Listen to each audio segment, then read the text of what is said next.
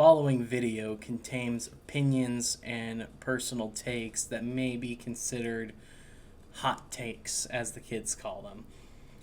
If your jimmies are easily rustled, viewer discretion is advised.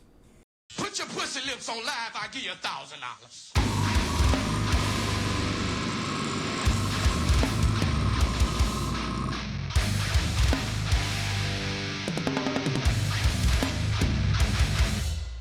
What is up, my dudes? It's your boy Skinny Penis, and I'm back. Today we're doing something just a little bit different. Last year I did my top albums of 2021 video and went over very well, had a lot of positive feedback on that. I decided that this year we were going to do it again. However, unpopular opinion, while there was some really good releases this year, and I mean some really awesome releases, there was also a lot that overall disappointed me. I know I'm not alone in that feeling because I know there are several people that were also disappointed with some of the releases this year. That's not to say that some bangers weren't released. I've got a video coming up of my top 10 albums of 2022, BT dubs, and there were definitely some high moments of the year. However, there were also some that kind of left me scratching my head and wondering what the fuck I just listened to. So, we're going to talk about the top 5 most disappointing albums that were released this year. Now, as I said, these are personal opinion or hot takes, if you will. I guess that's what the kids are calling them nowadays. Nothing I say in this video is meant in hate or hate for you for liking it. However, I am going to be honest about how I feel about each and every one of these albums. So, if you feel the need to unsubscribe or leave hateful comments, I mean, that's up to you. I'm going to sleep just fine tonight, one way or another.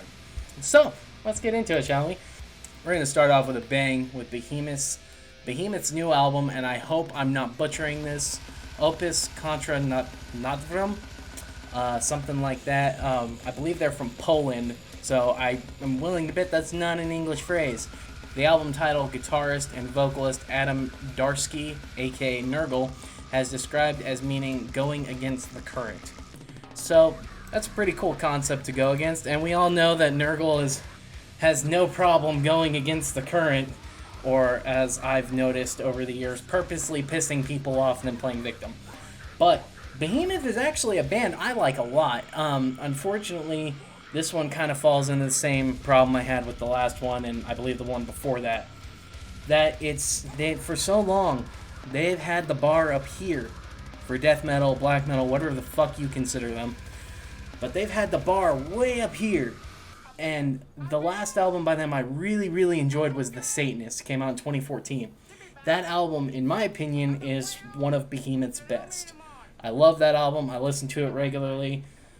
Just overall great job. Unfortunately, ever since then, they've never hit that bar for me. And their most recent was no exception to that. I found myself trailing off a lot, losing interest, and just overall I had trouble getting through it, honestly. It's just there wasn't many songs that really stuck out to me, you know? Typically, before I speak on an album, I will give the album 5 listens. They may not be consecutively, but I will give that album 5 separate listens before I really speak on it. I gave it 5 listens, and after 5, I still couldn't find maybe more than 2 or 3 songs I enjoyed. Behemoth being who they are and being the icons of death metal or black metal, like I said, whatever the fuck you want to call them. Them being the icons that they are for the genre, it's pretty disappointing when, for I believe now the 3rd album in a row, I've been disappointed with it. So, I've got nothing against them and doing what they do. If they want to change their style and sound, it's completely up to them. However, that doesn't mean I have to like it. And in this case, I didn't like it. Next up, not a surprise at all, Rings of Saturn's self-titled album. This was an instrumental album, which I'm actually not opposed to instrumental albums. I find them very enjoyable. However, Rings of Saturn seems to be, especially over the last album or two, technical for the sake of being technical. It doesn't seem cohesive, it doesn't flow, And, I mean, I felt like, to me, what kept them interesting was, they had a hell of a vocalist behind them. And then they took that away. So pretty much the one thing about them I still love, they took away. And there's, I don't know, man, there's like weird trap shit in there. It doesn't really make a lot of sense. It doesn't really fit. I mean, yeah, that can be cool if you use it right. I have no problem with weird trap shit being thrown into metal. But, I mean, I don't know. It just didn't have the impact it should have. And not only that, but Lucas, man, is easily one of the most insufferable, most arrogant sons of bitches I have ever had the displeasure of reading anything or listening to him talk about anything. So, you lost on both fronts, buddy. Coming up at another 3, we've got Architects, the classic symphonies of a broken spirit. I realize, especially after the last album, that Architects changed their style quite a bit. And understandably so, since one of their band members passed away. That's hard. That's really rough. And from my understanding, the particular band member did a lot of the writing. And whenever that happens, the band's obviously going to change. It's just how it is. I mean, you're not going to have someone that writes the exact same as somebody else, even though his brother's in the band. But I don't know, man. I just haven't really dug the last 2 Architects albums. This one that just came out, I couldn't get through the 5 times. It was boring. I didn't find anything I enjoyed about it. I wanted to like it because, especially when a band loses a bandmate and they have the courage to move forward and continue to write, even though a beloved band member is dead, you're gonna have so many fans that don't want those shoes filled, which is fucking bullshit and ridiculous, by the way. If you honestly feel that way about a band, just fuck you. You're dumb. But there's going to be a lot of people that didn't want those shoes fit at all, didn't think anyone else was worthy, and I get that, so I applaud them for moving forward regardless. However, they haven't hit the mark for me. And I also find Sam Carter to be a massive hypocrite, because he claimed in one of his interviews that he regretted making up the bleh noise that we all know and love so much, and calls it a stupid noise that he regrets creating, and he officially denounced it in an interview. However, in the second or third song of the new album, he blahs, supposedly after denouncing it. So you're going to denounce it and talk shit about all these other bands using it, but you yourself are going to continue to use it. Hypocrite. You can paint it up however you want. Yeah, I get, he's the creator and whatnot, but, I mean, how are you going to sit there and call it a stupid noise and that people shouldn't use it anymore and then turn right around and do it? That would be like me sitting here saying, yeah, heroin's bad, and then just right in front of y'all. Alright, this is where it gets a little scary for me, because I ain't gonna lie. These last 2, I really, really, really wanted to love. I wanted to love it so bad. I gave both of them probably around 10 listens each. And I'm probably going to lose some subscribers over this next comment, but, die mad, it fuels me. Number 2, Lorna Shore, The Pain Remains. Now, before you start crucifying me in the comments and calling me a hater and telling me that I hate anything that's popular, first of all, I'd just like to say that's bullshit, because I love Slipknot. Second of all, I love Breaking Benjamin. That's my favorite band ever. So, I mean, obviously I don't have a problem with things that are popular. I will say, though, after the EP they put out the year before, I believe, and I Returned to Nothingness, that gave me extremely high hopes for the band.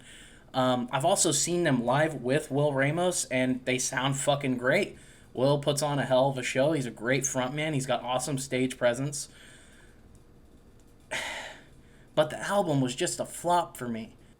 And that's not to say the album is nothing but bad tracks. There are still several really good ones on there. I personally love the song Sun Eater. Cursed to Die was one of my most listened to songs of the entire year since its release.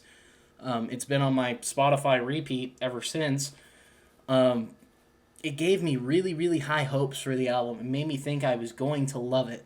And then I didn't listen to it the day it came out. I was in the middle of the work week. I wanted to give it time to actually sit here and appreciate it. I wanted to sit down and listen. And a lot of my music listening is either on YouTube or while I'm working. So I wanted to have free time to fully digest it.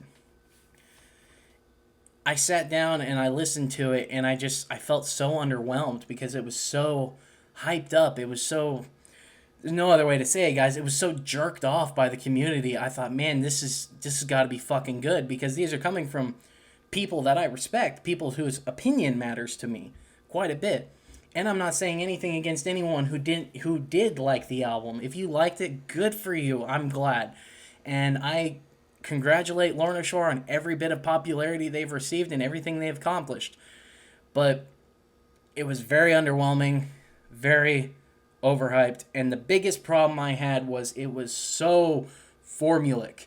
It was, every song had almost the exact same structure. Pretty intro, guitar, vocals and everything come in, random breakdown, go back into a verse, breakdown again. It was all the same. And it was disappointing because the singles especially gave me really, really high hopes for the album. And then just wasn't there. And now, the number one most disappointing album of 2022 for me. Drum roll, please. No drum roll? Okay, fine, I'll just do it like a plebe. The number one most disappointing album of 2022 was Ice Nine Kills' Welcome to Horrorwood. Now, I know this isn't a popular one, because, first of all, I'm including a metalcore band on this list, and, a lot of people don't like that. But the metalcore community did like this album for the most part. I saw some mixed reviews here and there, but that's with every album. But the metalcore community really did seem to like this album. And I have loved pretty much everything Ice Nine Kills has ever released. I've been a big fan of them since 2013, 2014. I remember as a teenager walking to Best Buy the day Predator Becomes the Prey came out so I could go buy a copy of the CD. So I was really looking forward to this. However, when they announced it, I was a little disappointed that they were still going to do more of the horror movie theme stuff, because I thought The Silver Scream was a really good album. But then they kept putting out more like horror movie themed tracks, and some of them were just corny and dumb, and their live performance turned into all like, oh look, horror movie theme stuff. Ugh. And I wasn't impressed with that. And then, when they put out the first couple singles, I liked them. Hell, even the kind of corny one with Chucky. I actually reacted to Funeral Derangements on here, and I thought that was one of the best songs they had released in a while. It had awesome energy. It sounded like an Ice Nine Kill song, but with a horror theme, which is what I loved. But then the album came out, and I think there were 3 songs on there that I liked. And the reason this ranks as a higher disappointment than a band like Architects is because while I like Architects isn't a big band for me that I listen to very often. I'll go back to them for a throwback here every once in a while. But I don't listen to them a ton. Ice Nine Kills is something I listen to pretty regularly. I really love them. I've been a fan of them for a long time. And it's kind of like the Behemoth argument, They set the bar up here, and then they put out the album, and it was all the way down here. And it didn't do anything for me. I was disappointed. We went 2, maybe 3 years in between albums, waiting for the next Ice Nine Kill albums, and I felt kind of robbed, honestly. It felt half-assed in a way. It almost seemed like they were just riding the coattails of the last album, and it didn't do it for me. I think the gimmick thing is getting corny. Gimmicky can be cool if you do it right. Gimmicky can work if you do it right. But this didn't work. It wasn't cool for me, I didn't enjoy it. There's like I said, there's 2 or 3 songs on there that are all right, but 2 or 3 songs don't make an album. If you have an EP and two or 3 songs out of 5 are good, that's not a bad average. But I think that album has like 10 or 12 tracks, and I only like 3. Not a good album. Thank you guys so much for watching. If you're still here, I'm sure I lost many of you around number 2. But if you like the video, leave a like on it and feed my ego and whatnot. Let me know what your top disappointing albums of the year were. I'd be curious to see what everyone else thinks. Let's keep that discussion somewhat civil, though. We're adults, there's no need for unnecessary name calling and all that fun shit. So, stay tuned for my top 10 albums of 2022 video. That'll be coming up here in the next week or two. And I will see you kids at the next one.